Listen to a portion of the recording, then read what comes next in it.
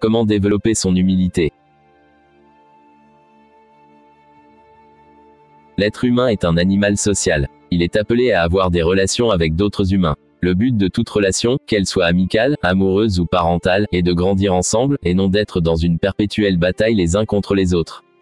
Pratiquer l'humilité s'avère alors crucial pour le bien de tous. Alors, c'est quoi l'humilité? Et comment vivre humblement? En effet, être humble a de nombreux avantages. L'humilité procure un sentiment de satisfaction, vous aide à supporter les moments difficiles et à améliorer vos relations avec les autres. Cette qualité est également essentielle pour apprendre efficacement. À ce propos, un vieux dicton populaire dit « Il est difficile d'être humble lorsqu'on est parfait dans tous les domaines ». Si vous pensez déjà tout savoir, vous ne serez jamais assez ouvert d'esprit pour aller à la recherche de nouvelles connaissances. Être humble vous permet surtout d'être honnête avec vous-même. L'humilité est une caractéristique humaine simple qui fait défaut dans la société d'aujourd'hui. Nous vivons dans un monde où tout tourne autour du moi. Cependant, les études psychologiques sur l'humilité ont connu une forte augmentation au cours des 2 dernières décennies. Ce regain d'intérêt pour l'humilité est, en grande partie, une contre-réaction à la montée du narcissisme.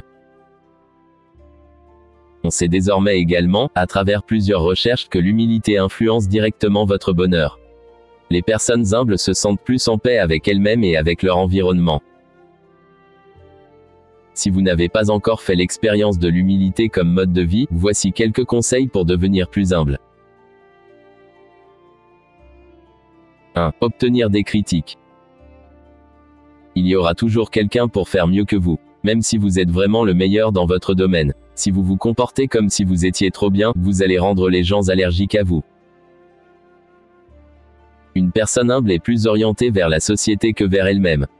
Être humble signifie que vous ne vous évaluez pas seulement avec honnêteté, mais que vous cherchez toujours à obtenir un retour honnête des personnes qui comptent. En demandant l'avis des autres, les personnes humbles s'assurent qu'elles ne se trompent pas sur leurs propres capacités. Il faut du courage pour demander aux autres un retour d'information, et il faut savoir comment gérer une critique constructive. Les personnes humbles sont capables de faire les deux. Ainsi, l'humilité vous rend non seulement confiant, terre à terre et poli, mais vous incite également à vous améliorer constamment. 2. Dépassez vos propres préjugés et apprenez des autres. L'une des qualités essentielles d'une personne humble est l'absence de tout préjugé. Vous ne pouvez pas être humble et discriminatoire ou avoir des préjugés en même temps. Pour être humble, vous devez cesser de penser que votre sexe, votre classe, votre caste, votre apparence, votre formation ou votre couleur de peau vous rendent spécial. Vous devez apprendre à vous concentrer sur vos réalisations. Être juste envers les personnes d'origine différente et reconnaître leurs capacités est la marque d'une personne humble. Il est important que vous restiez ouvert à de nouvelles possibilités et connaissances. Ne vous mettez pas sur la défensive si quelqu'un essaye de vous enseigner quelque chose. Si ses intentions sont bonnes, vous devriez faire un effort pour l'écouter. Posez des questions lorsque vous ne savez pas, lorsque vous savez un peu et même lorsque vous pensez tout savoir. Parfois, en y regardant de plus près, vous pourrez constater que vous n'avez pas toujours la réponse. 3. Posez des questions. L'humilité consiste à ne jamais hésiter à demander conseil. Les personnes humbles sont toujours prêtes à s'améliorer et n'ont pas peur de poser des questions. Elles comprennent que poser de vraies questions est crucial pour acquérir des connaissances.